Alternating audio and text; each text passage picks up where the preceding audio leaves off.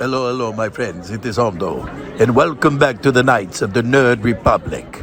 You know what to do, and stay profitable.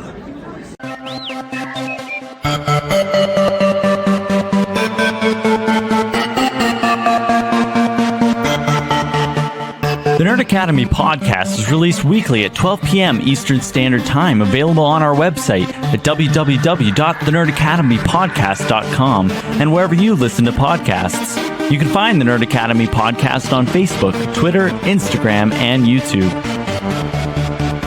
You can also help support the show by going to patreon.com/The Nerd Academy podcast, where every donation allows us to bring you more exciting content every week.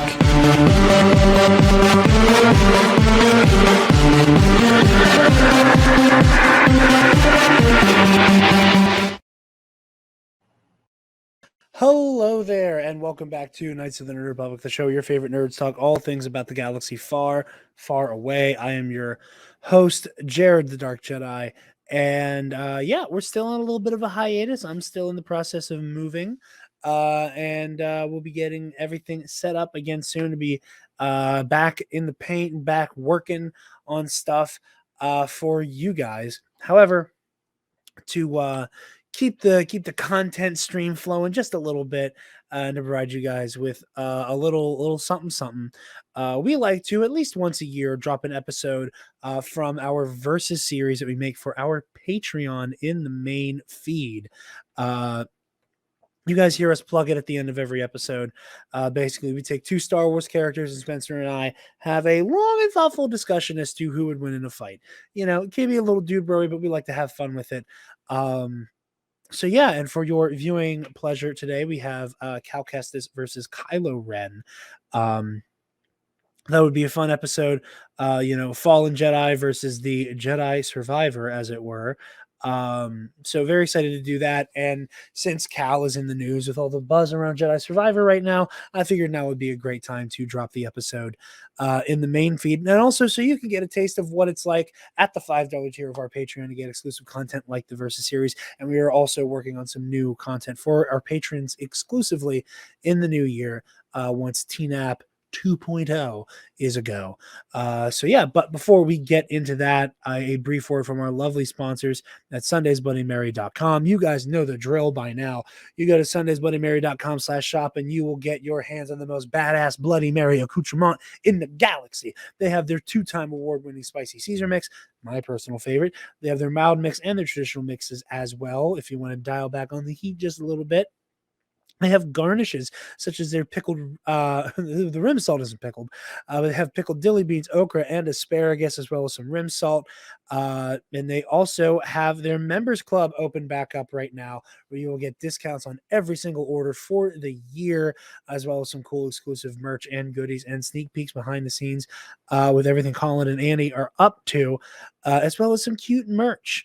So get on over to sundaysbloodymary.com/shop. Use code TNAP, TNAP, and you get 10% off your order, and you help out your favorite nerds while you do it. And if you get something like the subscription, tweet at them and make sure they know that the Nerd Academy sent you at the Nerd Academy 1 on Twitter. Without further ado, here is Cal Kestis versus Kylo Ren. Enjoy, and I hope to see you guys very, very soon. Hello there, patrons. Welcome back to the Fighting Pit. This is the Knights of the Nerd Republic Versus series. We are here. We are back for a half season for season 3. Obviously, we don't have to relitigate the fact that getting season 3 up and moving and wrapping up season 2 was a little difficult. But we're here. We got there. And for reasons that are obvious because you read the name of the episode, but also as a consultant to make up for the fact that Spencer does not have first-hand experience with Jedi Fallen Order, but he's familiar with the material and has seen the fights, which is all that really matters, and the stat sheet.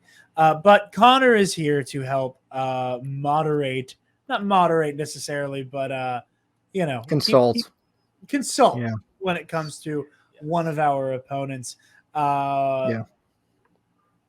And I'm trusting Spencer a lot tonight. So I'm I'm giving him my boy. My boy.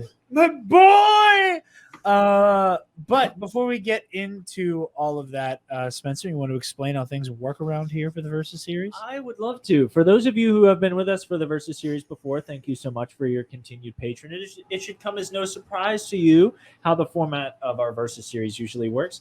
But if this is your first time joining us as a new patron or just joining us for the Versus series, I'm going to give you a brief description of how this works. So we have two opponents that are going to be thrown into this head-to-head battle as if they were just meeting casually on the street somewhere in an arena that will be chosen later.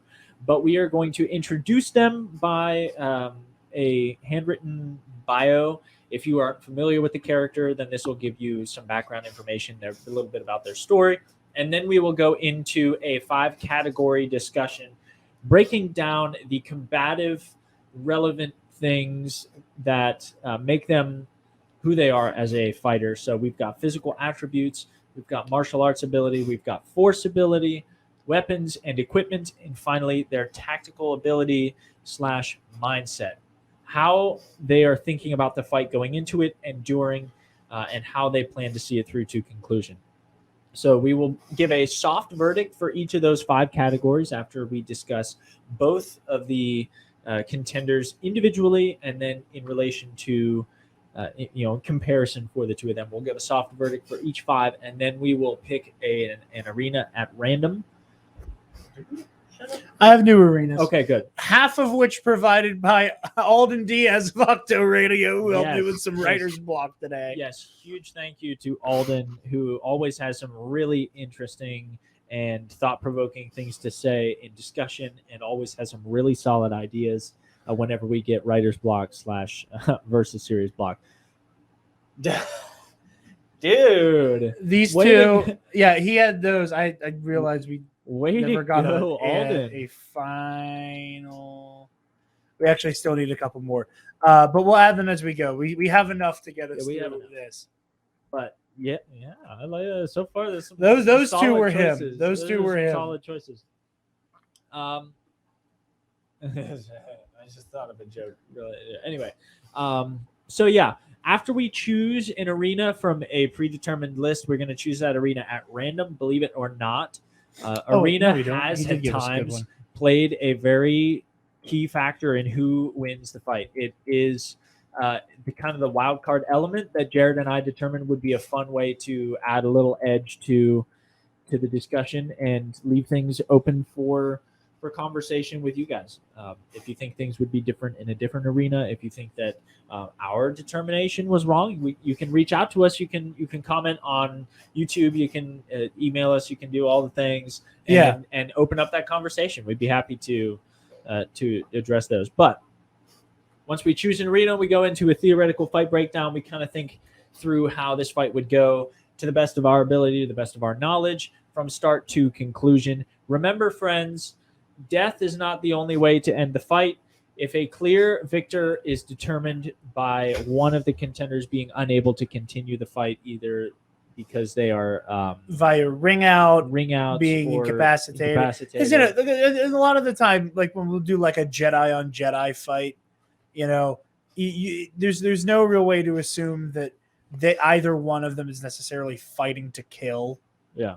Even if like with the parameters being like they are not in a non-training confrontation, it would be hysterically out of character for certain character, for like an Obi-Wan Kenobi to be like, yes, I'm here to cut your fucking head off. Yeah. And then you just end up like having to look back at tactics and mindset and go, oh, well, this is incoherent now. Don't mind me. No, yeah. I just noticed that as well. There's a little blue squiggle. But yeah, with all that said, Spencer, would you like to introduce our first combatant? I would love to introduce your boy that you trusted me with for this matchup. Born on Chandrila after the Galactic Civil War, Ben Solo was born into a legacy of legend, son of Han Solo and Leia Organa, nephew to Luke Skywalker, and grandson to the infamous Darth Vader. Young Solo had a name to live up to. Tragically, the Sith had other plans for him. Despite being presumed dead, Palpatine, through his thrall Snoke, orchestrated the events leading to Ben's fall to the dark side by filling his mind with doubt, feelings of isolation, and the promises of power. Ben Solo would eventually be seduced and take control of the Knights of Ren, dubbing himself Kylo Ren. Ren was the First Order's most deadly operative. In a complicated series of events, Ren would become intertwined with a young scavenger from Jakku named Rey, who was part of a rare dyad in the Force. Rey and Ren's complicated relationship led to both duels and to alliances. Their shared journey would end when Rey, now known to be the granddaughter of Palpatine, would race against Ren to find the returned Emperor. Ben Solo would return to the light to aid Rey in her moment of need and sacrifice himself so that she may continue the legacy of the Jedi. Fire bio, man. Thank It's a you. fire bio. Thank you. Thank you. Yeah, it's really good. Thank you. I appreciate that. And his opponent. Cal Kestis was a young Padawan when Order 66 came down. In orbit of Braca, Cal and his master Jaro Tapal were ambushed by their clone troopers. Tapal fought bravely but was eventually gunned down by the clones while protecting Cal, a sacrifice that the young Jedi viewed as him causing his master's death. Cal spent the time laying low on Braca as a scrapper until he was exposed as a former Jedi. Kestis narrowly escaped the Second Sister with the help of ex-Jedi Seer Junda and her conscripted pilot Greaves. The crew of the Mantis would adventure across the galaxy to acquire a holocron holding a list of Force-sensitive children with hopes of restoring the Jedi Order. Cal would ultimately face off against the Second Sister a number of times, eventually discovering her true identity. Trilla Sundari, Cirrus fallen Padawan. After Cal and Trilla's final duel in the Fortress Inquisitorius, Cal and Seer barely managed to fend off Darth Vader and escape with their lives. Kestis' fate remains unknown. So we are doing the fallen Padawan against the Jedi killer himself. Cal, one of my favorite things about him as a character is the fact that he consistently punches above his weight throughout Jedi Fallen Order. He learns to be able to cross blades with someone who, by all counts, is a superior fencer to him.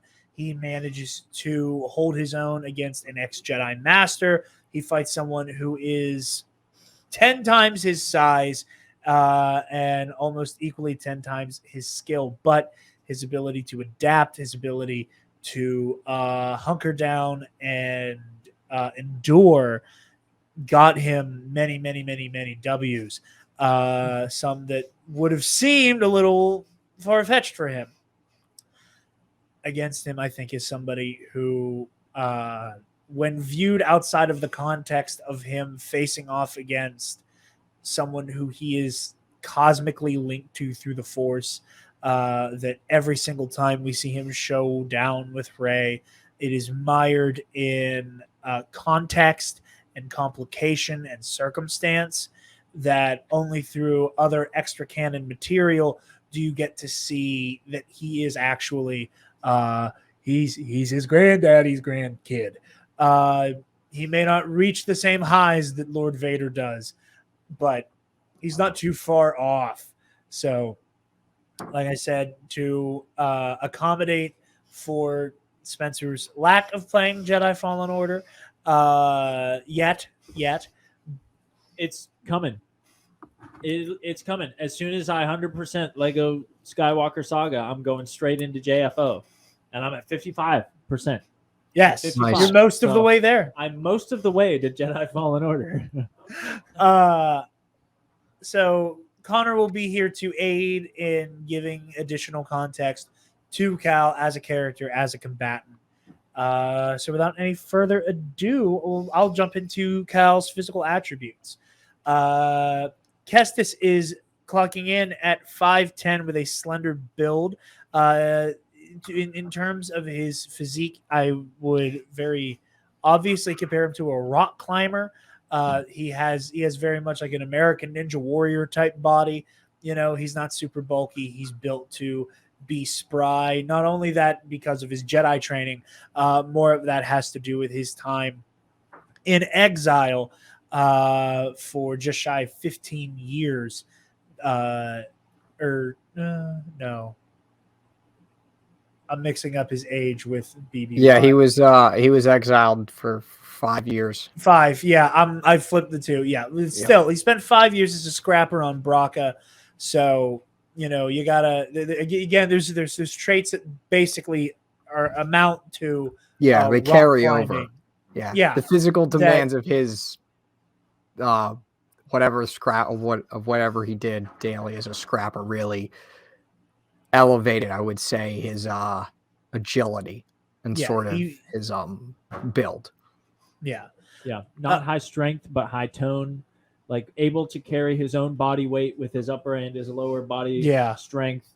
I think of like boulderers that are like rock climbers on steroids that are like you thought rock climbing was easy. You try bouldering is like very, very technical routes, like needing the right application of strength in the right place.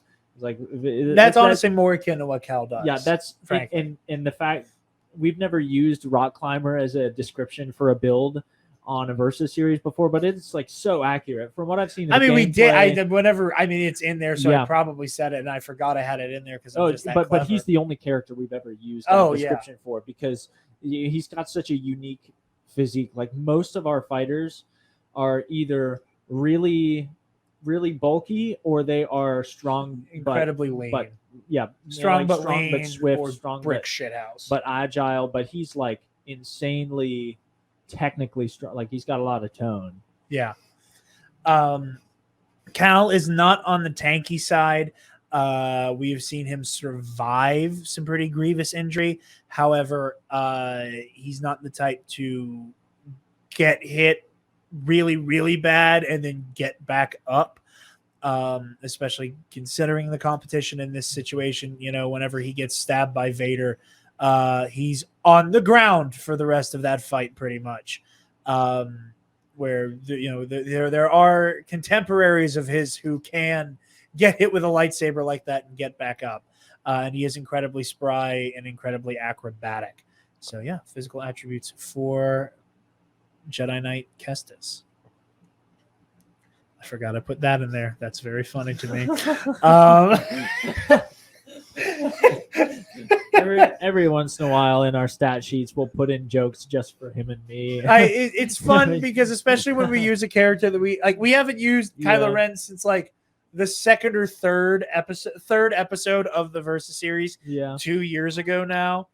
So like, wow, this is it's like I forgot we put that in I forgot. So especially because I wrote both of these, so there's probably some really stupid shit hiding in here that neither of us are ready for.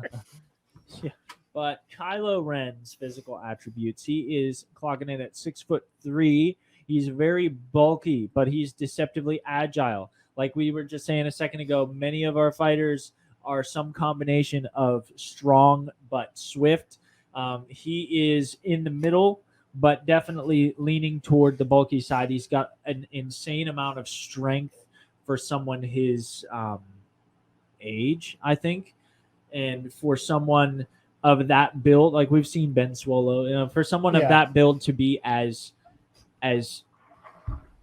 like not frenzied, but he's scary. He's like scary swift. I think the only thing moves way faster than you expect him to. I think the only thing that keeps him like slowed down to a certain extent and grounded is the weapon he carries as Kylo Ren. Yeah. Because like the second the crossguard comes off, that's where that blitzkrieg fighting style comes from, where like you'd almost call it like a Form 7, right? Which like it's interesting because then it lends to like how you analyze his fighting style. Because again, like I can only say that like that is like this like chaotic Form 7, which makes sense when we get into martial arts. That in my opinion, in my analysis, that I do see several other forms, and that's kind of the rule with Form 7 is you can't go into Juya without the backbone of other fighting styles built in there.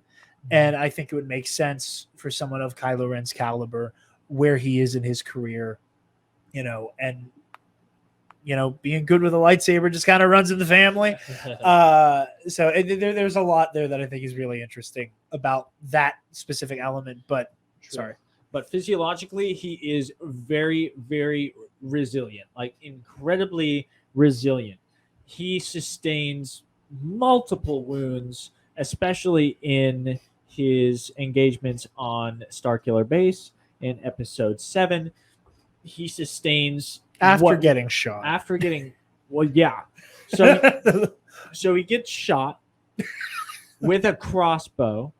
Well, with a space crossbow with Chewie's bowcaster, he gets just like absolutely pelted by that thing in the gut, bleeding out practically. Even though, like, by all rights, Star Wars weapons are known to seal the wound, but like he's I think there's like a weird bleeding. threshold between like how deep it goes.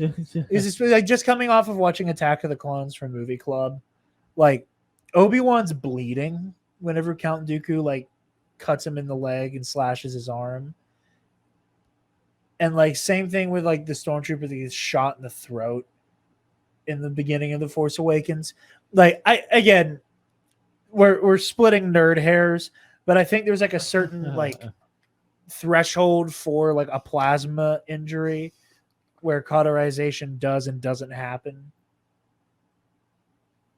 Well, in any case, he was still bleeding a lot. He takes one to the gut with Chewie's bowcaster, which, as previously established, maybe kind of cleverly throughout that film, is an absolute beast of a projectile weapon. Like, that thing is a monstrosity. That is an absolute, like, beastification of your usual, like, plasma bolt throwing weapon. That thing is a monster, and he takes one right to the gut. And he not only is able to fight through that, but he even uses the pain of that weapon to amp up his own adrenaline to make him more dangerous in combat. And he takes one to the arm from Finn. Yeah. And that's when he says, all right, I'm done messing around. Get wrecked. Playtime's over. Yeah. And then he takes one to the face from Rey. After getting stabbed in the shoulder. Yeah, slashed. I think he catches a couple lightsaber wounds from Rey before she damn near cuts his head off. Yeah, I thought he was dead for the long. Like when that happened in the theater, I was like, in theater, I was expecting him to have no head. That's like the way that angle was shot. I was like, she just took his whole freaking head off, and then we see that it was just across his face, and I was like, okay, you cowards. You're still too afraid to show a full decapitation on screen. But anyway. Unless they're wearing a helmet, then it's okay, I guess. Anyway, so Kylo Ren gets pretty physiologically messed up in The Force Awakens. He should, if there were a back-to-tank for one's emotions, he needs one. Because, like, forget the healing physiologically. That's going to leave a mark. He needs that Book of Boba Fett back to tank that comes with therapy inside the tank as well. and character building flashbacks. Yes. Yeah. So I think we all need that. Physiologically, he is insanely resilient. It took a lot of time, no doubt, in the back to tank to get him to the point where he's comfortable without a shirt on in front of his crush, like not seeing, I don't know about that. I think he was just built like a brick shithouse. But anyway, he's got that famous Skywalker lineage in his hair follicles. He has incredible flow. He's got flow that is almost as sick as our boy Kung Fu Kenny. Yes. And my boy is wide. He's wide. I would say he's built like an inverted triangle, but it's more like a trapezoid. Like it doesn't go like he's just like he's wide built in like the a shoulders. Roblox sprite. Yes, he's just wide. My boy's he's wide. Double wide Skywalker surprise. He's built like. I never expected to hear that. Ever. Thank you. I think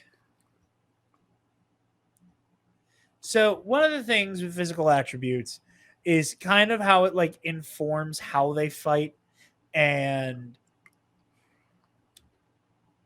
Cal has, on the whole, less experience with power fighters.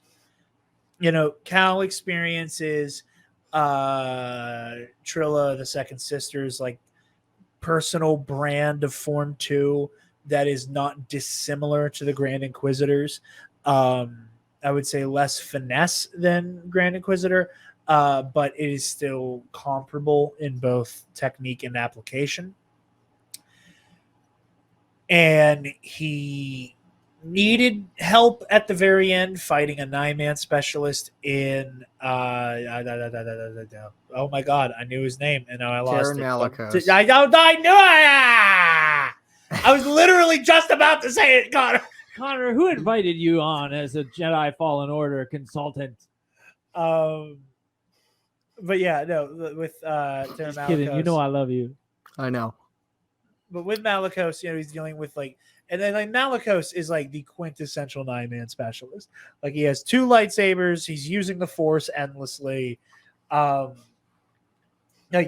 9-man poster boy status. The only like power fighters we see him go up against are the 9th Sister and Darth Vader. And those 2 fights have very different outcomes. Yeah. Yep. He again, through his endurance and quick thinking, is able to find a chink in the 9th Sister's armor and sever her hand and force push her off the origin tree. But with Vader, the kind of like full frontal assault that he levies against Cal, he puts him on his back foot almost instantaneously. And it's one of those instances where obviously, we just talked about Vader in like the bonus episode we recorded. Patrons have available to them currently, will be out for the public next week. But Vader has the surgical precision of Count Dooku with the avalanche of power of like a General Grievous, or like even his former self's power, but taken to the nth degree. Yeah. So I don't think Kylo Ren has that precision, but he's also not as much of a blunt force instrument as the 9th Sister.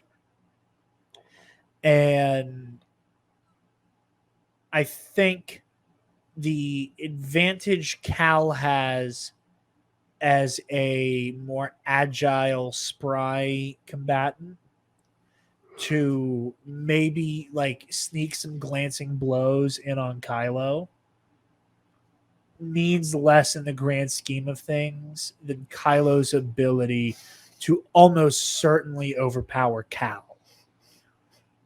Yeah. Connor. I mean, yeah, I'd say that's pretty accurate. Like, because like the thing with Cal for me is that a lot of it is just so dependent on how you play him in the actual game. And that's one of the caveats whenever we did this originally, Spencer and I talked about like each player's style is different, but you got to go based off of what is available to the player in the first place. Like if you played Jedi Fallen Order and like you played a game like Fallen Order and the main character was like Ben Solo, I don't think that like your primary vehicle of dodging would be to just be endlessly doing like somersaults all over the battlefield, right? And like stuff like that. So absolutely the difference between somebody who is rushing into combat versus someone who's more restrained is absolutely player determined. But like Cal's fighting style, like when it comes to the animations and how the combat itself is paced, is something that exists independent of the player. Yeah. If that makes sense. So that's if that gives you more context from how I'm approaching this. Yeah. No, I get that. Because like in terms of, so I assume we're going episode 9 Kylo Ren. Yes. Okay. Ooh. Yeah. So to the listener, just because somebody is bigger and stronger does not always mean that they get the physical edge. And like Jared was saying, this is where often martial arts will tap into their physicality. How does their physicality lend itself to their fighting style, and how does it lend itself defensively against their opponent? In this particular case, based on both his strength as well as his speed, and also his tankiness, his ability to absorb a glancing blow and continue on with the fight. Cal is formidable in his physiology, but I think what he lacks in strength, Kylo Ren is right there on his tails, and what Kylo Ren is weaker on, he's not so weak that Cal has totally outclassed him. Yeah. Yeah, like Ben has the agility necessary to go toe-to-toe with Cal. Cal does not have the strength necessary to go toe-to-toe with Kylo. If you were fighting strength on strength or agility on agility, Kylo would win both, is what I'm saying. Well, I want to know about agility. I think Cal can outpace him. Yeah, The I think reason Cal why- could, I misspoke there. Yeah. The reason why they he can- break even there is Yeah. that those hits that Cal will most likely be able to score, I don't think will be like an incapacitating issue. Like, to use a different fighter, for example, like, I think Kylo Ren, specifically Kylo Ren, would be in trouble fighting Darth Maul. I think someone who is as fast as Maul, Yeah. and again, it is just a flurry of just red swirl around you. That's a problem. That's a big problem for him. it was For a problem someone for with such- Kanan. Yeah. For someone with such broad, because again, we talk about this all the time, but Kylo Ren fights with a lightsaber like someone with a medieval broadsword. He doesn't fight like a samurai. He fights like a medieval knight. And so he's going to be using very heavy-handed, broad sweeping motions. And whenever you pair that with someone who has the insane lightning-like agility of someone like Maul, then yes, he's very much in trouble. Cal has not quite reached that level of speed, even though his physiological agility is definitely there. He has not reached the level of I think it would speed. I think in terms of physiology, and I'm just like playing through Cal's animations, like at the very end of the game. Yeah. Because Which is where we're taking him. And again, he will have a saber staff, and that's an option for him. Yeah. And that's another thing. I keep thinking of him with the which again, sniper. the weapons and equipment is where that will be more important. Which will But also be harder. physiology wise, I think it's very evenly matched because like Kylo Ren by episode 9, especially the Kef Beer duel, is just an absolute unit of a man. And the way I would see it playing out is that like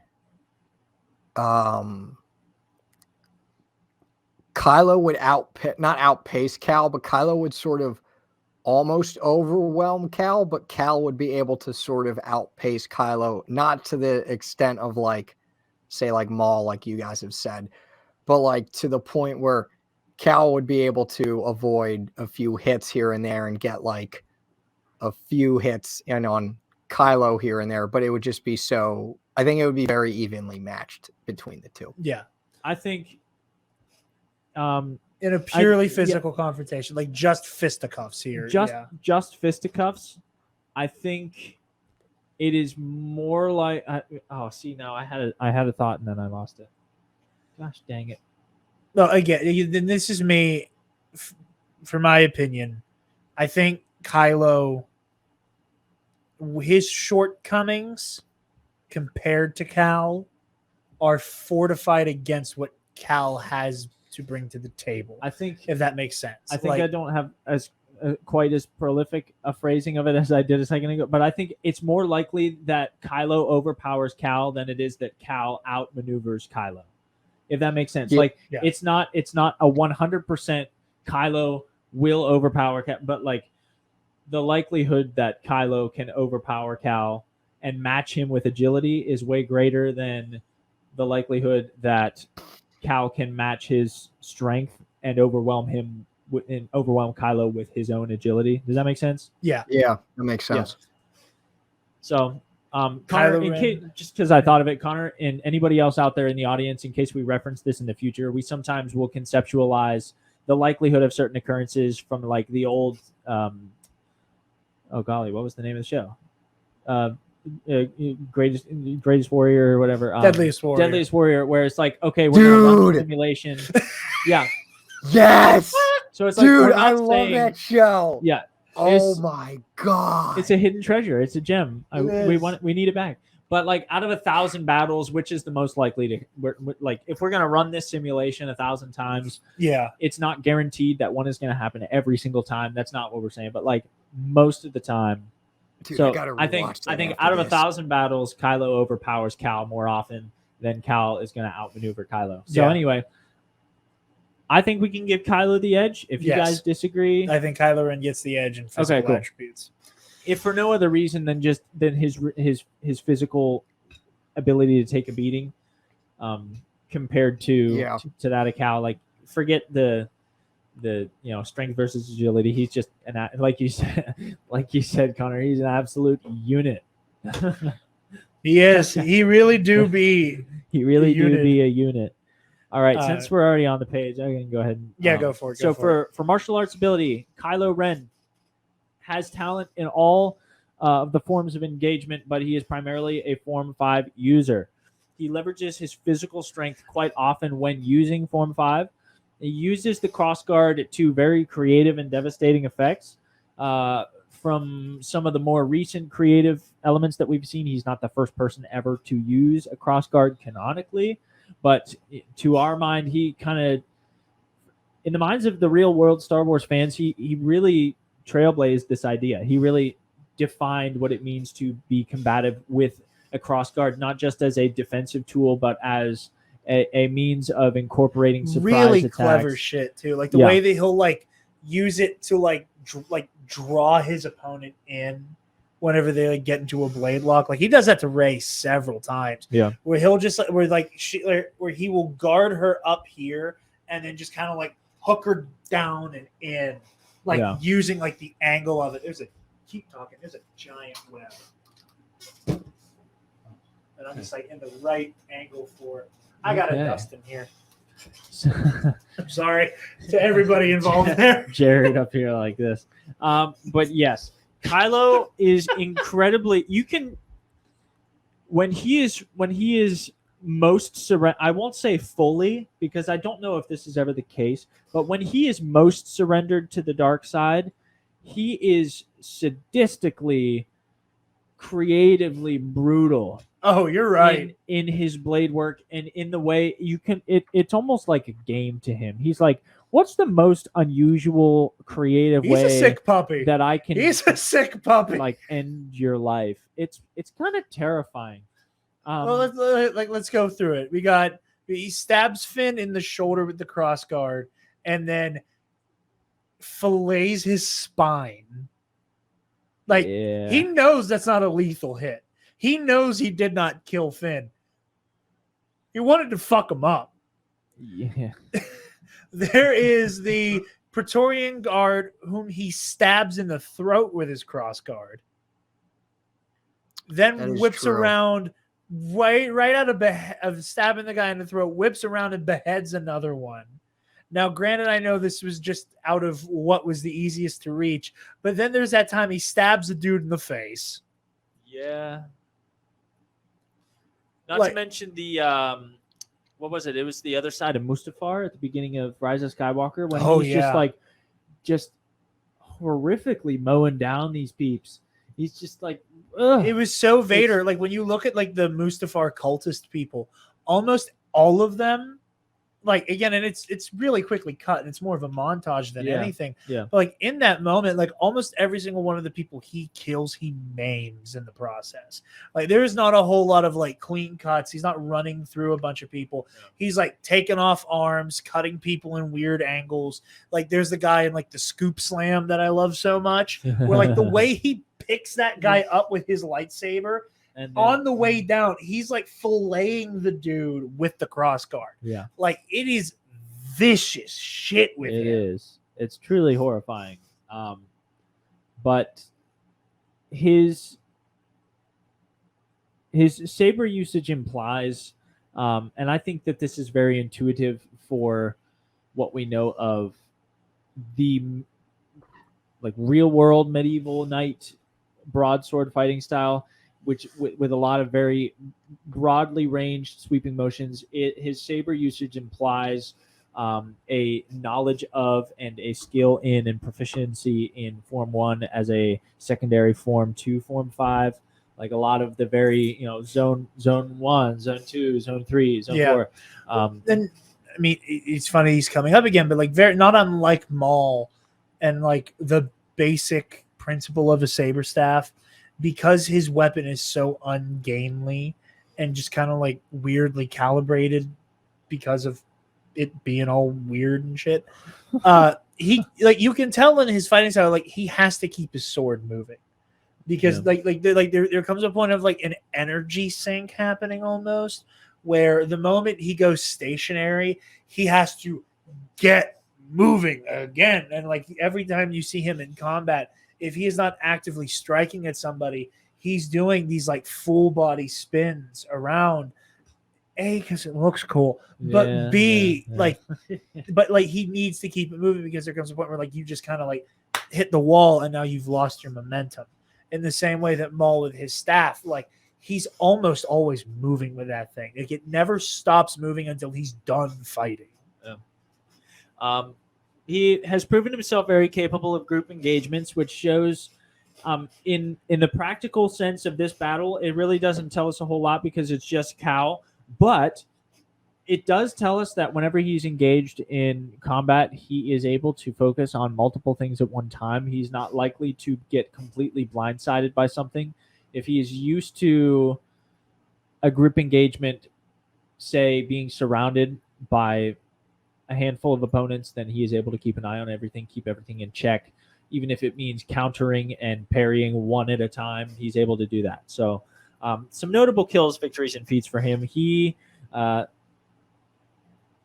Ren is in his predecessor as the Master of the Knights of Ren. His predecessor as the Master of Knights of Ren, he defeated 3 Jedi that he was trained alongside. He overpowered Luke Skywalker, fought through immense pain and injury on Starkiller Base, as we mentioned before, as well as elsewhere. He outlasted Rey. He has on both Kef Bir and on the Supremacy. Yeah, he outlasted her in both cases, and he has been engaged in countless deployments with the First Order, kicking down the Resistance's door and making sure that his dictatorial master was unchallenged. And himself when the time came for that.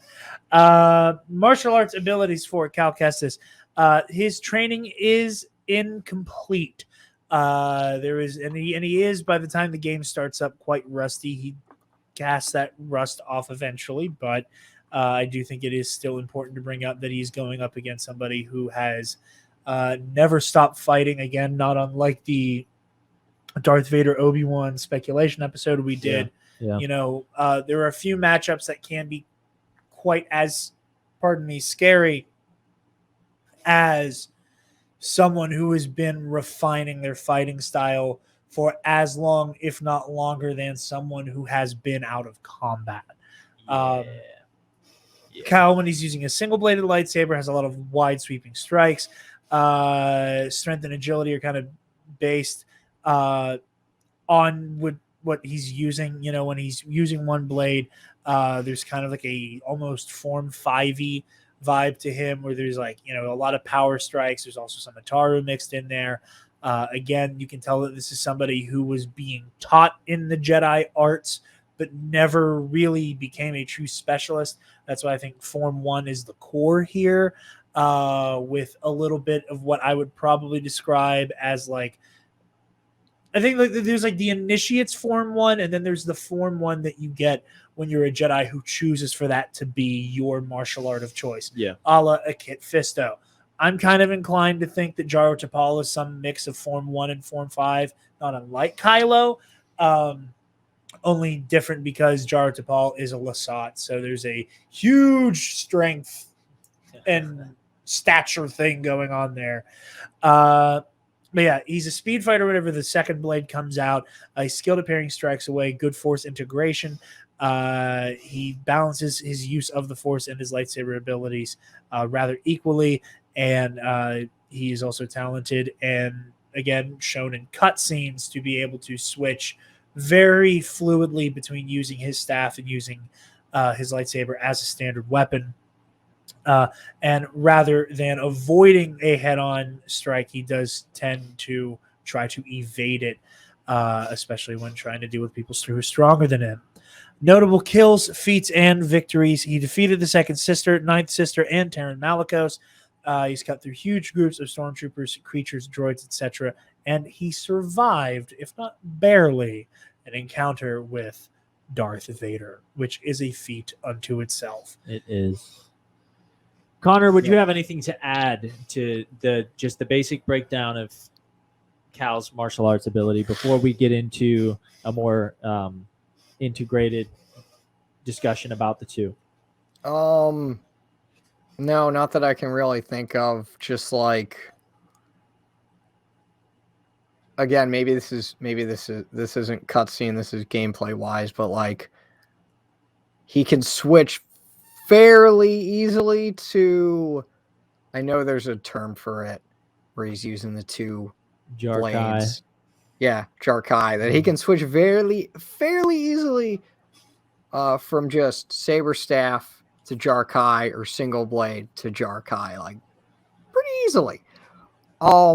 Again, gameplay, not cutscene, but like that could say something. It's something he can do, and again, like I think the fact that you can pretty seamlessly go from using one blade to the staff, split them apart, use them as two separate swords, join them back together, and go back into your saber staff is something Cal can do.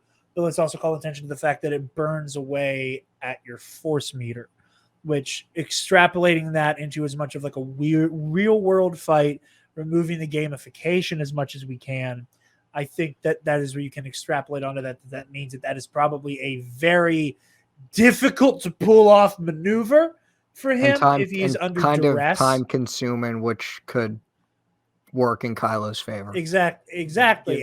Given the unless Cal gets like really nifty with it and really like. Yeah. Well, yeah.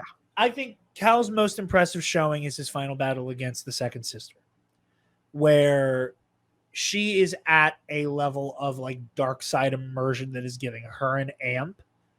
She also has the home field advantage, but Cal, again, based on cutscenes and stuff, is doing some of his like most complex and interesting blade work we see, where like he's doing shit like a passing. Like, I mean, he does this in their fight before this, but he's doing shit like a passing of the blades.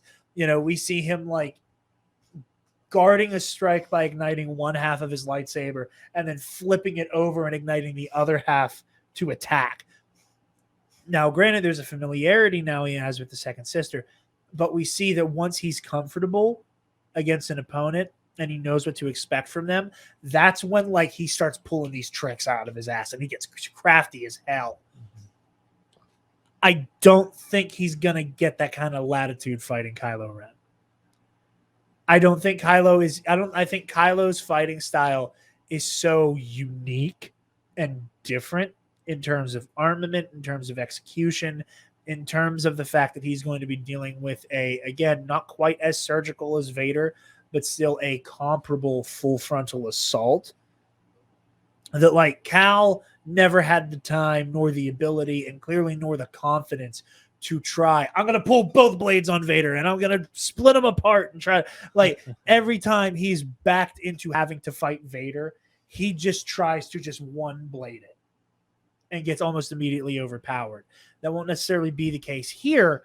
I do think because Kylo Ren is not at the level of Vader, I do think Cal will probably get a chance to switch up his style, but I don't think he's going to get to the point where he is comfortable or safe enough to try to start splitting his lightsaber apart and doing all this crazy shit. I don't think Kylo is ever going to let off of him, Um, and unless he tries to retreat in some way. But again, I would say look to the Kefbeer fight, where every time Rey broke off, ran away, Kylo was right on her ass and immediately re-engaged. And it seemed like, at least in the context of that fight, every time she tried to retreat from him, like he gained more ground on her in turn. Like every retreat, she just kind of like got more and more at the end of her rope. And he just kept gaining on her. And I think there was like a bit of like a psychological momentum of like, I'm finally breaking you down. And I think you might end up with a similar situation here, because it's not unlike the pitfall that Cal falls into fighting Vader. That like he just keeps running and running and running, and eventually you can't run away anymore. And now I have you pinned down. And I think there might be a similar situation here. Again, I think Cal is going to handle himself better than he did against Vader here. Again, taking away force abilities just in a martial contest, I think Cal holds his own. But I don't think purely swords he can fully overcome Kylo Ren. I give the floor to Connor and or Spencer to weigh in on that in either direction. That's pretty comprehensive, I'd say. I don't really have much to add. That's pretty I think it would like I definitely think that like he would hold against Kylo for a while, but Kylo, especially when calling on the dark side to his advantage, it would really give him an advantage against Cal that I don't think Cal could ever compensate for, at least in terms of Cal at the end of Fallen Order. Yeah. Again, I cannot wait till we get more Cal stuff, because I am so excited to, like, you won't hear me say this very often. I can't wait to completely rewrite this stat sheet, or at the very least, make a Cal Kestis circa whatever sheet in the way we've done for other Cal characters. Kestis circa Survivor sheet. So yeah. I think the only potential element that we haven't touched upon yet, and you could write this off as character development, he's changed. But Kylo has a history. You can't deny that he has a history of getting a little showboaty when he determines he is far outclassing his opponent. When he thinks that he's crossing blades with somebody who is not nearly as technically skilled as he is, he, like we saw on Starkiller Base in the Force, like he played around with Finn for a long time. It wasn't until he finally had a hit on him that he was like, all right, enough of this. And I think that by Rise of Skywalker, which is where we're taking Kylo, we're plucking him like right as he lands on Kefbeer. That's where we're plucking him out of the cannon and we're throwing him into this fight. I think by then he has matured a lot as a character, as a force wielder, as a duelist, as somebody who now has significantly greater experience crossing blades with saber wielding opponents as opposed to other force users, as opposed to non-force users. I think he's matured a lot as a character.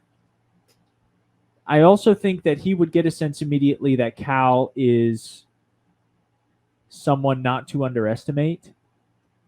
Even if Kylo, however rightfully, immediately determines that he is the more skilled of the two, I think Kylo has matured a lot by this point, and he also recognizes enough savvy in Cal to be like, okay, you clearly know how to use that thing, which is more can be said for either Rey or Finn for, by any prediction going into that fight on Starkiller Base. I think the only element that could possibly get into this is Kylo's arrogance, but I think that by the time of the Rise of Skywalker, that has been greatly reduced. and put in check by the bad experiences, probably mostly from on Starkiller Base and the months and months he probably spent in the back to tank after that encounter. But I will say that's the only remaining element I can think of that could go into this. And I don't think it's going to be enough of an element to make a serious difference. I think you're right. I think also, just for the sake of being very granular and having fun with character shit, because it's also a part here of what we like to do, I think that a lot of Kylo's showboatiness was because it was personal with Finn. I think a lot of that just had to do with, you've betrayed the First Order, and I'm going to show you the price of treachery. Stop me if you've heard me say that before. Editing these is kind of difficult, but part of me wants to go in and just add in like a little ding when I wink. Anyway, but I think it was a lot of that was Kylo proving a point. You made a face. My mom just sent me a text. This is some real-time interesting stuff. Is anybody familiar with Rob Reiner? Or some of his work. My mom sent me a Trib article, which is the local newspaper around here. It's the headline is "With sequel plans, Rob Reiner turns Spinal Tap up to 11" is the headline of this article. I love that. And not only does that make my eyebrows go up with interest because I'm a big fan of a lot of Rob Reiner stuff, but also because my mom and I just talked about like the top 10 Rob Reiner mockumentary characters like 3 days ago. So that's funny. You guys like willed it into experience. Exactly. All right. But anyway, I think part of it was just him wanting to just get in Finn's head. And like we've said before, he ends that fight instantly. The moment he wants to is when that fight is ended. Yeah. It's the only unaddressed element of his fighting style. But I think you're right. Circumstance has a lot to do with that one in particular. So I still don't see any problem. I just wanted to address that in case there was anybody I think it was very important at home to bring that up. was like, Kylo Ren, he goes into fights with people, he gets super showboaty. And it's like, okay, that was one time. Yeah. Well, yeah, and if you look at the fights that he loses in the movies, we have all of the circumstance that is the Starkiller Base fight, which we have litigated endlessly. He is bleeding out. He is psychologically fractured. He is in so much pain. He doesn't want to kill Rey. And then Rey cranks it up to 11 while he is running out of gas. Like one is actively going up while the other one is falling down. Yes. She pulls it out of her ass almost after almost losing for 5 minutes straight. Yeah. And the fight on Kef Beer, he won. You know what's funny to he me, though? won, and then they both felt the weird force projection from Leia, and he was in so much shock that he dropped his lightsaber. Yeah. Like he already won the fight. It's very much Darth Maul and Obi-Wan and Phantom Menace. Like Darth Maul beat him. You know what I thought of not too long ago? This is a tangent here. Okay. You remember back when The Force Awakens first came out, and people were like analyzing her saber work and like that weird like side thrusty thing that Palpatine does a couple times in the Senate building and Rey does like 4 or 5 times in that fight, and people were like, she's a Palpatine, she's a Palpatine, she's a Palpatine, and everyone was like, sit down, you don't know what you're talking about. And that is why we don't like Reddit write movies.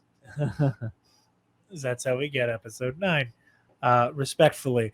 I know. You're right. You're right. It's like whether or not that was intentional. That was a coincidence. It was a coincidence, and But the dumbest people on the planet went. It's the same. It was that fucking hack Vincent Vendetta, and I don't know if he's ever made anything in the last couple years, but I recorded something with him once, and it never got posted because I found out how much of a dickhead he was on top of being a hack. But he did that video. He trailblazed that one, and then he went to the mat super hard with Mace Windu as Snoke. Oh, that was my favorite. But one of his main ones was Mace Windu does this thing when he fights. He goes behind his back, and if you watch Kylo Ren during the fight, he goes behind his back. And because Snoke trained Kylo Ren, he trained him to go behind his back. And I'm like, I'm growing a tumor listening to you speak right now. This is the most asinine shit I've heard in my life. Listen, from day one, I wanted Snoke to be his own character. Yes. I didn't want him to be some previous character. I didn't want him to be the reincarnation of some other character, which is what he ended up being. I just wanted Snoke to be Snoke, and that was the end of it. I didn't need an origin story. I didn't need a background. I just, Snoke is Snoke, and that's the end of it. But if I had to pick one, the Mace Windu theory was my favorite. It's literally the worst. But anyway, literally the worst and the dumbest. Anyway, it was the best of the horrible theories. By a country mile. I'm glad we're agreeing it's one of the horrible ones. By a nautical mile. Of all the terrible ones, it was the best of the terrible ones. Anyway. So it's the room of Star Wars theories. It really does ascend the bell curve of so bad it's good. Of this is so absurd that I want you to be right. It's so impossible. It just feels so Please will it into existence. It just feels so very Mace Windu stuck. It's the one out of all of them. Anyway. All right, Kylo gets the the edge for martial arts. Yeah. Moving right along. For force abilities for Cal Kestis. I will say in terms of his output, in terms of power, this is where you really get into the issue of the gamification of the force, because you can actively upgrade it by quantifiable metrics. So I do think he becomes more powerful in the force as his adventure goes on throughout Jedi Fallen Order. But again, this is where it's a little bit more grain of salt. But because we don't see him, aside from what I would call probably his most impressive force feat, which is shit whipping the Ninth Sister off the origin tree, I think putting that as his that is his peak. His cap. Yeah. That's for me, that's where I'm gonna put max force output. But now this has a lot of combative application. But he is talented with force psychometry, meaning that he can touch or hold an object and through the force sense its past, where it's been, who it's been with. Not unlike Quinlan Voss. He is telekinetically gifted. Like I said, he was able to again just blast the Ninth Sister through that tree. It is one of those kind of funny kills where okay, you cut her hand off and kills. She's dead, Connor. Very dead. I'm not. I will need an entire novel explaining how she survives a fall from how many hundreds of thousands of feet high is the origin tree? I don't know. It's several skyscrapers. Even if she doesn't fall straight to the ground, she's getting turned to goop on a branch. Connor's got his tinfoil hat off screen. No. This bitch is pudding. Okay. I'll hear no counter argument at this time. But no, it's just funny because there's I don't know who showed it to you, but there's all of these branches that are just kind of coalesced on the edge. So he sends her through that, which has to be painful and probably breaks at least a couple bones. And then again, just thousands of feet straight down. You're Jared, if Mace Windu could survive to become Supreme Leader Snoke, get out of my fucking studio. Look, all I'm saying is that Darth Maul set the precedent. Unfortunately, he shouldn't have survived. But also, I really like the end of his character arc in Rebels. So it's but they even say that he grabs onto something on his way down. Yeah, if we're gonna talk about one of the little nubs that Obi-Wan grabbed onto when he was pushed down, it makes way more sense to find something within like a very, very enclosed space than to just like There's ways to get- work around Maul surviving the fall. If you want to talk about getting cut in half, I'll listen. But like Star Wars is so stupid sometimes that like I will accept Darth Maul found a way to break his fall because he had both of his hands. We've seen it happen before. We've seen Force users force push the ground as they get close to it to give themselves a softer landing. Like it's canonically established that happens. So I don't think the Ninth I Sister no would have been longer- able to do that one-handed in I no excruciating longer- pain on the way down. I no longer believe that without external factors, any Force user is guaranteed to die from a fall without any external factors, like losing your hand, like getting blasted with the lightning blast of the lightning blasts, and then getting force pushed out a window, like. Which, oddly enough, the first example was directed at the Ninth Sister, but happens to also apply to Mace Windu. I'm realizing now, like, and who's to unless- say he doesn't end up on the windshield of a speeder? too? exactly. Like, That is another example of an external factor. But like, but all else being exactly roadkill. all else being negligible, I no longer believe that falling from a height is an insta kill for any Force user, unless you're like a youngling who can barely, get the shades, if you know what I mean. Okay. Last sidebar. I watched Star Wars Explains like however many things I love about Attack of the Clones on the anniversary of Clones the other day, and he was talking about how apparently there's a kid. I'm going to use this bottle opener as an example during the scene with Obi-Wan with the younglings, and I've noticed this before, but Alex calling attention to it like got me good. Is that one of the kids say that like the bottle opener end is the emitter? Is literally standing there like this. Like he's just holding it against his chest. And the way Alex put it, he's like, there's something just deeply funny about this child holding the business end of a lightsaber flush against his heart. Like, This kid's confident. like, it's a training saber. It wouldn't kill him. But kid, this is basic safety right now. Anyway. He also has force slow to his advantage, which is the power he shares with his opponent.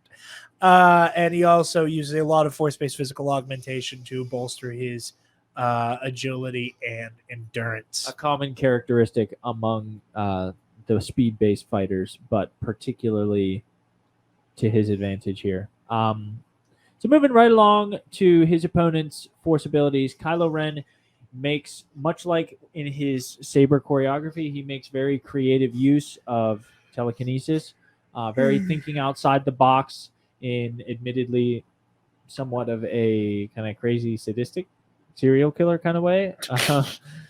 Sick puppy. He is insanely skilled with force paralysis. This is a technique that, in a theoretical sense, should be one of the harder things to accomplish. It should be one of the more challenging things, like given how much concentration is required just to pick up another human being with the Force, particularly another Force user. The ability to not pick somebody up, but to completely surround them with the Force in a way that makes them unable to move in any way whatsoever is, first of all, incredibly impressive. The fact that he is able to do this while walking around and carrying on conversations in many cases, No eye contact required, no maintained physical gestures required. The fact that he is able to do this with a plasma bolt from Poe Dameron's blaster at almost point blank range, which means his reflexes are insanely fast as well. To make both of those things happen simultaneously, and then to maintain the solitary position of the plasma bolt for over a minute while engaged in full conversation, while also in like what I would determine like a soft core interrogation of Poe Dameron, trying to to gauge what his part in the Lor San Tekka story is, what his part in the search for Skywalker, like on the fly. He just insanely impressive that he is able to do these things almost after an initial gesture. He's able to do these things without continuous effort, without maintaining eye contact or physical gesture. I sincerely think crazy- it might be one of the most impressive Force feats in the franchise. I Like- knew that from the get. Like, I didn't like Kylo Ren for a long time after his debut on screen, but even sitting in the theater, not really liking his character going into the movie, I was like, that is ridiculously impressive and scary. And regardless of how I feel about his character, that in itself should tell you all you need to know about his technical ability with the Force, about his ability to apply really, really complicated things effortlessly.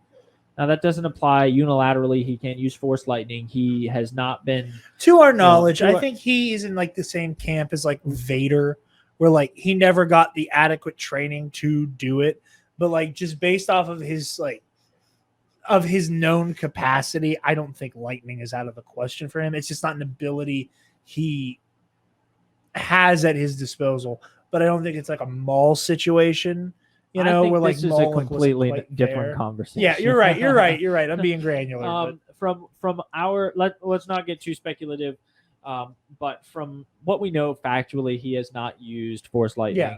I think- I should clarify that. I wasn't saying that like Oh, he yeah. could theoretically use it in combat. I'm just saying I think he had the capacity to learn it. And use I it. agree. I think as a little teaser to something I would love to discuss on a topic episode for Knights, you mentioned formal training. Rey had no formal training, whereas Ben had some dark side formal training, and yet Rey was able to. So I would love to have a discussion with you. Genuinely, I would love to talk through some of that stuff on a discussion episode. You as well, Connor, about why was Rey able to, but Ben was not. I think I have a very simple answer for it that we're not going to talk about now. So tune in, but that would be a really fascinating thing to just talk through for a half hour. Weird Force shit. Yeah, exactly. I love that. But Kylo has a very strong mental Force barrier. He has overwhelming power. He does not have a wide array of abilities. Mostly it is telepathy and telekinesis cranked up to 11. Thank you, Mr. Simpson, for all of the Spinal Tap jokes we will make throughout the rest of We're this just episode. rolling with it now. But yes, he's really gifted at those two things. He does not have much beyond that, but man, can he make some really impressive feats happen with both of those. Forced extraction of information, telekinetic paralysis, really impressive stuff. Well, I mean, like, I think that there's also like a surgical control he has of his Force abilities. Like, again, just talking about Kylo Ren is one of those characters that we have really good examples of like each pole for his Force abilities. Like in The Rise of Kylo Ren, we see him shit whip one of his former fellow students and then drop a cave on them across a huge land, bring the house down. Like just overwhelming telekinetic might, which I think is going to come up here with Cal. But we've also seen him like with Rey. Now, granted, Rey was not actively trying to use the Force to resist him or anything, but like the precision he had, like for a character who is more often than not talked about and referred to as being this like uncontrollable like berserker, like the way that he Force pushes Rey, puts most of like the sauce on that Force push is to put her in the air and up to incapacitate her against the tree. Where like we know, like if he was like if there was no control, he would basically like liquefied her and wrapped her around the tree, But like he has that surgical precision, the same way that we see him, we see him like catch the blaster bolt, but even in my opinion, not as impressive, but still in the same vein, when he like catches Rey's lightsaber on Kef Beer. Where That like was sick. it's cool. Not only exactly. Not only is it cool as hell, but like the way that like he has to like break out of the fight, focus, boom, throw it back, get back into the fight. Like he has a surgical control over the Force that, again, I'm fascinated to know what a Kylo Ren, who knowing how he fights his Ben Solo with a standard lightsaber, the like almost like Tasmanian devil of the dark side you would be dealing with if Kylo Ren carried a standard lightsaber. And it was just that same level of like around him, while also like with wild force feats like this. Yeah. You know what I mean? I'm curious to hear Connor's takes on the comparative aspect. Now that we've gone through Yeah. the specifics of both of them, I'm interested to hear Connor's take first on force ability. What do you think?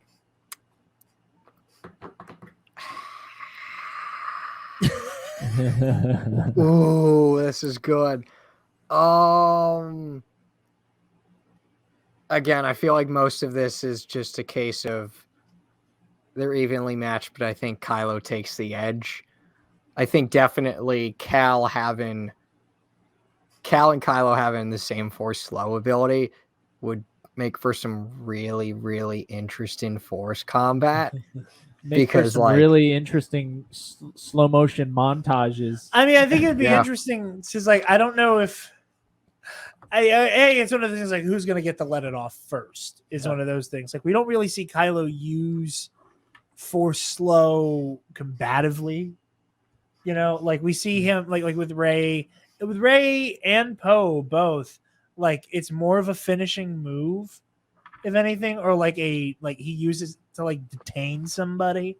We don't really see him do a whole lot of like, I'm gonna freeze you and then I'm gonna hit you, because I think it's something that's hard to let off in like active lightsaber combat. Cal, however, can fucking do that. And again, that's not a gameplay thing. That is, we see in cutscenes someone go for him and he'd be like, oh, boom, at somebody. Now, again, using that within reason, I don't think that Kylo is going to have like a window of a full 15 seconds where he's moving like this very slowly, not doing anything, and then goes right back into it. I think Kylo's going to probably have like a split to a half a second of Kylo being mostly slow, and then he comes back with the full follow through. Connor, continue. Yeah. I didn't mean to hijack that. No, because that's I just actually love getting good. granular about this. That's why I wanted to do this matchup, because there's so much nitty gritty here, and it excites me. No, that's the thing that I was thinking about before, like the gamification, how it translates to like an actual fight, and that was one of the things I was thinking about, was like, how does the gamification of Cal's force slow ability, how could it translate to an actual one-on-one fight? And so like that sort of split to half a second, I think, is probably the most accurate depiction of that. Like enough time that like he can get out of the way of getting cleaved in half, but not enough time that he's going to get Kylo to stand still long enough to just cut his head off and run, you know? Yeah, or just even get a shot at him. But in terms of like all his other abilities, I'm just playing through all of his force pull and force push stuff in my head. I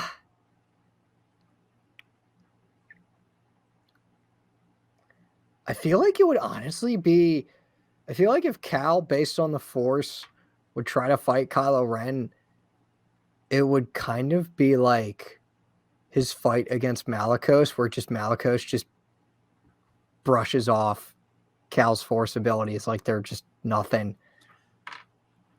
I think you bring up a good point there. And one of the elements of that, where again, you can in the game, and again, he's one of those, I think the feature is there for a reason. you can use telekinesis defensively. Like there are instances where like you use force push when you're fighting a boss, and like you can like break their combo or prevent them from using an unblockable attack if you time it right. But you don't put them on their ass. You don't send them falling across the room. You throw out that force push, and while it burns a chunk of Cal's force meter, you watch the other guy go, oop, and it just kind of like It gives you an opening. It gives you an opening, but more often than not, like you're encouraged to use that in those like I'm about to get hit, and it just like it doesn't it doesn't knock them back, it doesn't hurt them, it just kind of staggers them for a moment, and like I think that's something he'd be able to do against Kylo. I think he's going to get into trouble when Kylo goes to do the same thing, and Cal ends up sliding on his ass across the room. Yeah, I was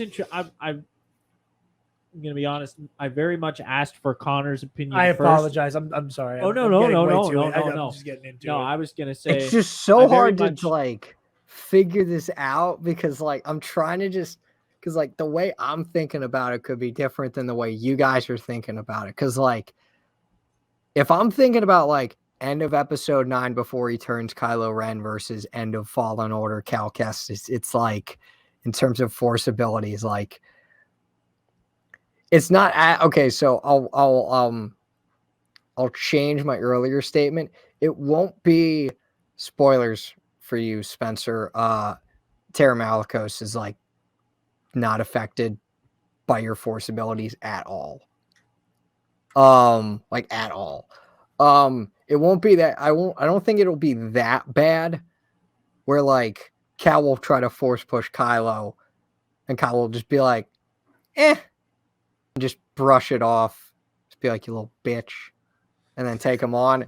I think it'll be like Kylo will be affected. I think especially if Cal this bitch. Anyway, I think especially if Cal like does his strongest force push or his strongest force pull, it won't like, you know, he won't like pull Kylo to him and just cleave him right there, but he'll like there'll be some momentum. He'll get knocked back a little bit. Yeah, he'll get knocked back off his feet, but there'll be like a little like, ooh, you know. Yeah, like, and it'll give Cal some breathing room. Yeah, some breathing room or an opening to maybe like try to get something, just a little poke in here and there. But I think Kylo would have the advantage here. I think just the thing that would be the most interesting to me is just the force slow for either of them, because if they just it'd be so fucking funny if they just slowed each other at the same time. They're just, well, how are you? We got some time now. No, I think I think you're absolutely right, Connor. I think there's also, and something we haven't brought up yet with the force ability question, is also the fact that I think Kylo Ren, I mean, he's a Skywalker. So like there's a baseline level of raw, untamed power that Kylo Ren has to work with, that Cal doesn't, and it's not his fault that Kylo Ren's a part of the special space family, but Kylo Ren's a part of the special space wizard family, and that definitely gives him a leg up. Yeah, there's just that baseline of just being able to do shit you shouldn't be able to do at whatever level you're at. Yeah, you know, like it's that same like scaling, like, you know, Luke and Anakin shouldn't be able to just use like sense abilities to pull off either of their space battle feats they have in their first adventure. But because they're a Skywalker, there's just a level of like, I can do shit. But yeah, Kylo Ren force ability edge. All right. You have it open. You want to do weapons and equipment? Yeah. Sorry. So for weapons and equipment, Kylo has got he's got pretty simple fare here. Where the heck is the mouse? It's over there. Oh, hello. Okay, so he's got a cross-guarded lightsaber, which, as we noted before, is not just an ornamental piece. It is not even just a defensive piece, but he does actively use that. So that does make a difference between just a standard lightsaber and having his crossguard saber, especially in terms of his technique, his fighting style. He wears black robes that, to our knowledge, provide a little bit of padding for him against blunted blows. But as we saw, as we saw in episode 9, they really offer him no real protection against sabers. And I think the same can be said for his helmet. It is mostly a cosmetic piece. It might be able to protect him against a first blow that happens in any given spot, but it is certainly not going to deflect any saber blow. No. I mean, if he can smash it to pieces in an elevator with his bare hands, that thing is going to be useful for exactly one shot and one shot only. Probably, no, not even. Thinking similarly to like a Phasma helmet, but I would say that Phasma's helmet was even better suited for that than yeah, I mean, at least Kylo's. for blaster combat, I don't know how much punishment her suit could take from a lightsaber. Yeah. But no, I think you're right. Also, Connor, back to the how does the gamification work here element. Cal Kestis carries a saber staff that is made up of 2 paired off lightsabers that he can disconnect into 2 separate weapons. The hilt also is not so large that he is using it as a light pike with 1 blade activated. So he basically has what I would call like the bastard 3-way baby of Asajj Ventress and Exar Kun's. Like I said, 3 of us would say like Kyle Katarn, but he's just kind of like the opposite direction. Yeah. Where like as a single, I like Kyle's, as a single blade, it is a longer hilt, but it's like, not unwieldy. But like It's Exar not Kun's, like this kind of a yeah, it's more like a but like Exar's, he can still very easily wield it as a single bladed lightsaber, and like Ventress's, it comes apart or can be jointed. He has a BD adventure droid, which can deploy little stim pack thingies. The way we discussed this the last time we used Cal, and I'm curious to see if Connor agrees. I do not think that if Cal is to be, let's say, slashed across the chest and thrown across the room, he can't just automatically, Cal can go, give me a stim BD, and then get back up. I think what we're looking at is Cal sustains an amount of damage and he's able to use it as a painkiller. There's steroids. I think it's going to amp him up and it's going to keep him moving. But again, I don't think if he gets stabbed in the chest, he can go, give me a stim BD, and then keep fighting despite his shit just falling out. To put it that way. You have any idea how happy it makes me when I get like a big laugh out of Connor? Big laughs out of Connor. I really have to not laugh because of my incision for my hernia. Oh fuck! I'm so sorry. No. It's fine. Like I keep can do it. that you're like No. I can do apart. like so. Real world, for instance, just to keep it short, I had to get hernia surgery. That was fun. I have an incision in my groin area, which is fun. And like, it's obviously, I'm not in pain. Like, I'm obviously in less pain now than I was on like Monday, because like that was the day of surgery. Yeah. Last Monday. When did these episodes come out? I'm dropping this tomorrow. Okay, so yeah, this Monday. At the beginning of this week, yeah. But like, at the beginning of this week, but like, that's fine. I just have to put gentle pressure on it. I'll be fine. I know. My mom had to deal with several hernia surgeries, and my brother and I had a bad habit of like accidentally putting really funny shit on, and like her just like laughing so hard that she was red in the face and also like sobbing from the pain, but also couldn't stop laughing at what was going on in front of her. So it was a lot of going on. And I was like, oh, I can get a big laugh out of Connor if I keep making this give me a stim BD joke. Yeah. And I was like, oh shit, I'm going. No, it's fine. Yeah. It's fine. I have pressure on it right now. She's like, She's like, I can laugh as long as I'm able to simultaneously hold my guts in. Not unlike my mother. Give me a stim BD.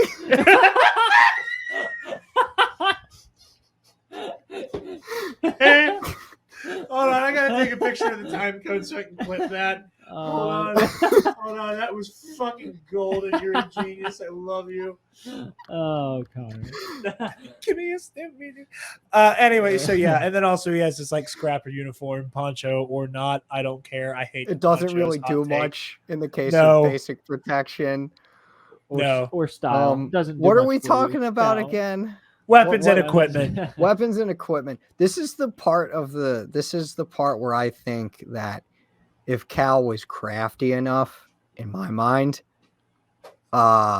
it could get really interesting. Specifically, I thought of a real just niche, unique moment where like Cal and Kylo are saber locked, and then like Kylo turns on his cross guards and he tries to like turn it. But let's just say, because I doubt that Kylo won't know that Cal has a double-bladed saber. Let's just say he doesn't. By the end of the game, it's again going off of what Cal's lightsaber canonically looks like at the end of the game, of it being half Jaro Tapal's and half Sears, and with the giant ugly switch in the middle. I don't think Kylo Ren will look at it and go, "Oh, that's a weird looking single bladed lightsaber."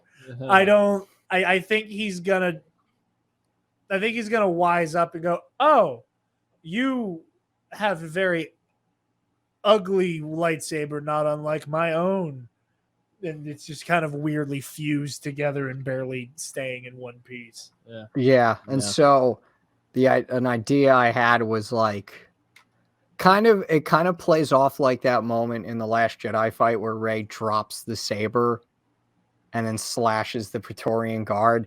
But in this case, again, I don't know how Cal could even do it, but like one half is locking against Kylo, and then he just drops the lower half, lets it fall down, grabs it, ignites it, and then like doesn't kill him, but like it like sort of, what's the word? It damages it enough to where like Kylo's like, oh shit. But like again, Yeah. Kylo's not gonna figure out like, guy's got a weird looking lightsaber, probably like splits in half and shit. I think he put together that it's a staff. I don't know if he would be able to just on site go, it's a twin saber type deal where it splits apart.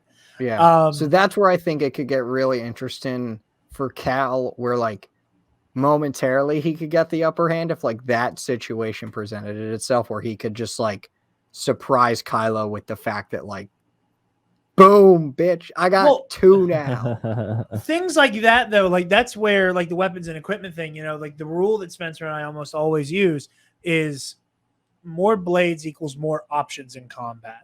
And I think that Cal runs away with this. Not just like the saber staff alone, he wins. Wait. Saber staff has 2 blades. Crossguard saber has 3. Shut up. No, I'm kidding. Nice. Do that again in case they didn't catch it. Yeah, I'm just messing with you. Cal runs away with this by far. Well, yeah, I mean, again, like the saber staff would be enough to do it. And again, while BD isn't actually going to like heal grievous wounds on the spot, right, still being able to like give you a little something. Request a stim. I'm not going to say it again for fear of. Give me a stim, BD. That was the Barry Bonds of a Jedi Knight. Yes, that's fucking funny. I'll take the Cat Williams joke about Barry Bonds. You can quote me on that. I will. But yeah, like if it wasn't for the staff, he has BD1. If he didn't have BD1, he has the staff. Cal runs away with this. Yeah, this is Cal's category for sure. Let's move right along. Yes. Tactics and mindset for young Kestis. He learns from every fight. As we see, he becomes more and more proficient fighting Trilla every time he crosses blades with her. You know, we see that again, there's a level of competence he develops. All that also comes with him, you know, becoming more confident in his abilities as he goes. And he's very dedicated and he's very resilient.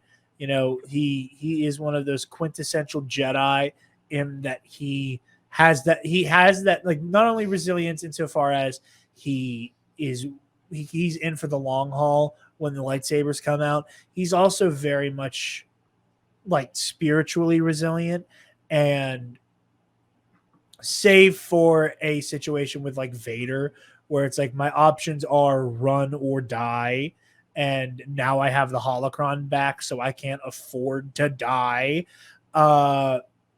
He's very capable of, you know, just planting and being ready to throw down, which is some Jedi shit if I've ever seen it. Yee. So Something in the water. Kylo Ren's tactic is often the best defense is a very strong offense. He tends to favor a very aggressive approach to combat. If he smells blood in the water, then he's going to be coming for it with full force. Once he knows that he's got you, then like he's coming for the kill. At that point, he uses a lot of shock and awe, kind of get the opponent on their back foot mentally before he ever gets them on their back foot in terms of swordsmanship. But yeah, he's a very heavy-handed fighter. He approaches pretty much every fight we see him in, aside from, like we said earlier, the one instance where he kind of messes with Finn for a while before he finally puts him down. We see Kylo go into every battle making the first move. We see him charging in aggressively and making really horrifying displays right from the get-go to intimidate and to get in the psyche of his opponent. And once, like we said, once he notices that you are starting to weaken, then that is just fuel for him. He's going to tear you to shreds. I think, yeah, I had something saying that I lost it immediately. Don't worry about me. It happens to me all the time. All right, before we kind of any thoughts there? It's very, very Malicos-like. I honestly would go so far on in this situation. Truthfully, I think they break even. I don't think there's a real edge here. I think you have two people who are willing to fight to the bitter end. One of them just happens to be more vicious than the other, but that's not game breaking for either one of them. Yeah, it's so like it's so circumstantial. Like some stupid shit has to happen to either one of them for that factor to slide in the other's favor. Like, let's say Seer, pure luck, gets a fucking bowcaster. Fucking yeet. Well, no one else will be present. There will be the battlefield will be populated only by our two combatants. I don't care. Maybe in a this handful case, of gonk droids and porgs. If Seer like fucking yeets Kylo with a bowcaster again, maybe that would tip the scales in Cal's favor. But like honestly, like 1-to-1, just them. I got nothing. It's just whoever. It's like that one quote in Pirates of the Caribbean: The Curse of the Black Pearl, where Barbossa's like, so what are we gonna do? Just fight here until Judgment Day and Trump is down. And it's like that's literally this fight in terms of tactics and tactics and mindset. Yeah, tactics and mindset. Yeah, in terms of tactics and mindset, it's the Barbossa versus Jack Sparrow fight when they're both undead. Like it just wouldn't end. Well, in this case, it would, but like it would just take forever. Yeah, I love that. That's such a good fight. It's such a good fight. Jeffrey Rush's Barbossa is one of the best characters in all of cinema. Oh, for sure. And I think also I didn't realize that like how technologically advanced that sequence is. Oh like, yeah, like literally going back and forth between CG and real life like 6 times cumulatively in the span of like 20 seconds, like the amount of time and effort that must have taken. So it's just a really impressive display. But It absolutely is. we'll call a draw for tactics and mindset. So a brief overview.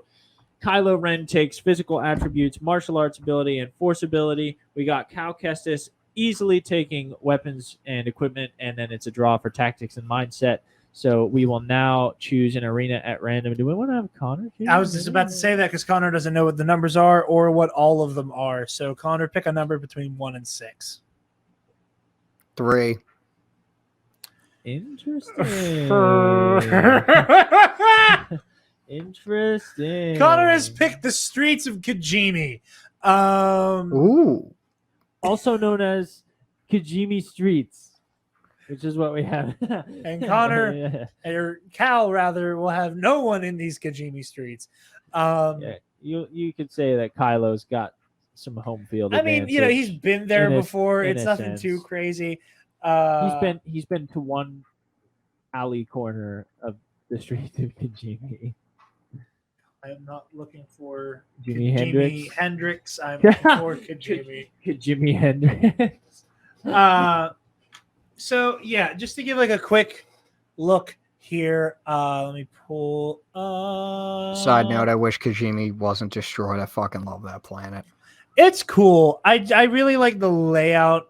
But we're gonna be coming like It honestly, what it looks to me is it looks like old world Israel, like Jerusalem, like parts of Turkey, like very heavily like high stone walls, like a layered city. yeah, like just- through here, all the stairs, all that structure, basically where he fights Rey. Yeah. Where I was not expecting that to be the way it shook out. I do think that's a good comparison though, like old and Yeah, like Israel. ancient, What was ancient 2? world. I was gonna pick 2, but then I I can't. chose. We Okay. can. I will tell you off the record, but I Yeah. can't Okay. tell you now because Yeah. we don't want the viewers to know ahead That's of time. fair. Even That's though fair. we That's fair. end up almost always spoiling other things, but we're gonna I think we be told good. him the full list up We front last season. absolutely went like we're not gonna tell him, and then read it. But anyway, yeah. I think that this is a space that is not going to be like a huge deciding factor, I don't think so either. but I don't think it bodes well for Cal. I think that like the nature, like it's like there's like a big enough space for them to be circling each other, like to do in the scene yeah, here. but the streets are relatively narrow. But exactly, the And you're streets are fighting narrow. upstairs as You well. can force them up the stairs. And this snapshot here is highly reflective of the entire. So it's not like what you see in this tiny little picture, this little alley in the staircase is the only part. Like they have more to work with, but it looks a lot like this. Yeah, It's going to be largely. if I was any good with comprised of- Photoshop, I'd be able to put Cal there, and and it would, yeah, and it'd be like seamless, yeah. But it's going to be largely narrower streets with high walls, with lots of stairs, layered doorways and such. But still, that picture was a good reflection of what you're going to find pretty much anywhere in Kijimi. And I think there's also something that we didn't really bring up, but I think is worth pointing attention to. Kylo Ren, like his grandfather, incredible environmental awareness. Like he is so like the way that he just gets Rey to stand on the cliff in The Force Awakens, and the way that like he goads one of the Praetorian guards to be like, okay, and whoop right into like the spinning rudders. Yeah. And the way that he forces Rey into a corner in the Death Star wreckage. Like he is really, really good at leading the fight. Not necessarily in like a Darth Maul or even a Vader way where like he makes you continually come to him. Yeah. But I don't Yeah. think it's a coincidence that in all three of the movies he's in, we see him at least once like force somebody into a situation where he has every advantage. Yeah, it's environmentally. not like a come chase me kind of a lead. It's like Yeah. it's like I'm going to like you said, I'm going to goad you into this specific spot, and then you're going to be like, oh crap, I've just painted myself into a corner, and this guy is coming after me with the world's like biggest roller brush. Yeah. he's coming. He's coming. That He's was coming. Very clever. So yeah, I don't think this is a good space for Cal to be in. I think it limits his ability to really use his saber staff, which I think is his biggest advantage. I think he's kind of closed in. I think he's going to be forced into facing Kylo head on with a single lightsaber blade, and I think that is his worst case scenario. I will say this. I will say this. The streets of Kijimi are narrower than something you would see in something like Mos Eisley, Mos Espa. Yeah, but they are he faced Ezra last season. But we're also not looking at like the second stage of the Bespin battle where you're in like these really tight hallways. Like there is some room for him to work. It's just not his ideal space. I will also say that while we are dealing with these high walled streets where he is kind of like fighting down an endless hallway, he will have lots of areas to turn. Like he won't be trapped quickly, but I think he will eventually find himself in a corner. Especially like, for somebody who, and I didn't mean to cut you off. I apologize. You're good. For somebody who, like, by design, does not like to straight up block, by someone who is a dodger, by someone who is a roller. Yeah, rolling is going to be really difficult here. Practically really not a fucking option. Here. Yeah, there's not going to be a lot of like room for him to be able to get Kylo away from him, to have enough room to even get out of the way of a big lunge. Yeah. He's going to have to meet him strength for strength. Not ideal, as we discussed earlier. Yeah, and I'll even go so far as to say, and I'm not going to call them out, but there's some of these that I do think Cal stands a good chance. Like I think Cal, I don't know if he necessarily wins, but he has a much better showing at number 1. Oh, for sure. I think he has tough time in number 2. I think everybody's in danger of number 6 for obvious window reasons. Oh yeah. Again, won't say specifically why, but suffice it to say, there's a hazard that could wipe the floor with both of them at play there. Yeah. 5, I think he's even more fucked. There are a 1/3 of these. I think he's got a fighting chance. One of them, I think you might even have the environmental edge between the two. However, Kylo's fighting style does not lend itself as easily toward losing advantage as does Cal's. So it's more a question of Cal having a better space for himself to fight than it is a question of Kylo having a bad space. Yeah. And I think in this case, Cal is able to put up a scrap, but this is far from his ideal maneuvering space. He is much more suited toward something like the interrogation room in Fortress Inquisitorius, where he has like a literal huge platform, ceiling, giant wide platform, a lot of space to work. Connor, please chime in. You've actually played the game, which I haven't. So what do you think? So, okay,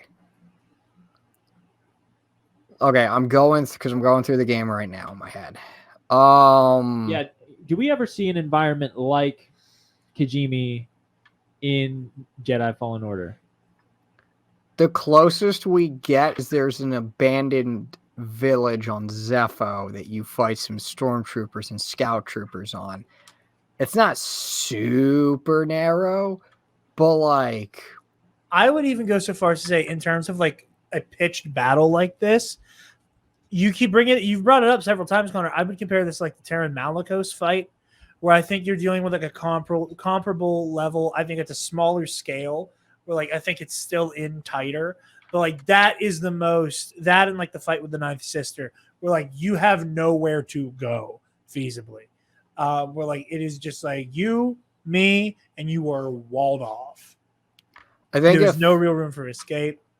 Yeah. I think the most accurate depiction of this fight in terms of Fallen Order standards would be Malicos versus Cal in the Kashyyyk refinery. Something like that. Yeah, I can see because like the Kashyyyk refinery, Spencer, when you play, there's a part of it that's pretty like, there's a part of it, especially against staff wielding purge trooper, that's like pretty tight, and like you have very little room to maneuver, and like the only way to beat that son of a bitch is just like a combination of just parry the hell out of him, push him back a few times, and just parry him more, which Cal wouldn't be able to do against Kylo because like it's Kylo freaking Ren. Yeah. I just use a charged force push and launch him off the ledge. But oh no, that's the part. I'm talking about the part where the place where like there's no ledge. It's just like I can't really describe it, but like there's no ledge. Yeah. Like, that's what I was think. That's the place I was thinking of when you guys were talking about like how the streets of Kajimi are like when like fairly Saw shuts the narrow. laser gate down for you, and then you got to shimmy through. Yeah, that place. Okay. Like that's what I'm thinking of with Kajimi in terms of like space. And Cal would be kind of screwed. Yeah. I agree with you. I think he's going to be out fenced here. I think he's going to get overpowered, and I think Kylo is going to summarily run him through. And I don't think any stims will be able to fix that. Yeah. So I think we can declare the master of the Knights of Ren, the supreme leader of the First Order, Kylo Ren, the victor. I concur. Yep. All right. Good to be back. Super happy to be doing the Versus series again. Connor, thank you for your aid in doing Cal coverage here. Our next matchup, of course, is going to be a showdown between master and apprentice. A lot of that going around here. Only it'll be on much better terms. We are going to see a showdown between Anakin Skywalker, circa the beginning of Revenge of the Sith, not Lord Vader, but still Anakin before his fall, against circa season 2 of The Mandalorian, Ahsoka Tano. Basically them at the height of their powers as their time as Jedi. Put an asterisk next to Jedi. I know it's shorthand, but thank you to our $10 patrons. I'm just brainstorming. Okay. Wrap up. I know I'm gonna need the cursor though, so I can play the drops. I apologize. No, you're good. Thank you to our $10 patrons, Nick Johnson and Paco, or as he's currently in our Patreon. Use code TNAP to get 5% off your order at SaveInfowars.com. That's TNAP at SaveInfowars.com for 5% off your purchase. All right, ladies and gentlemen.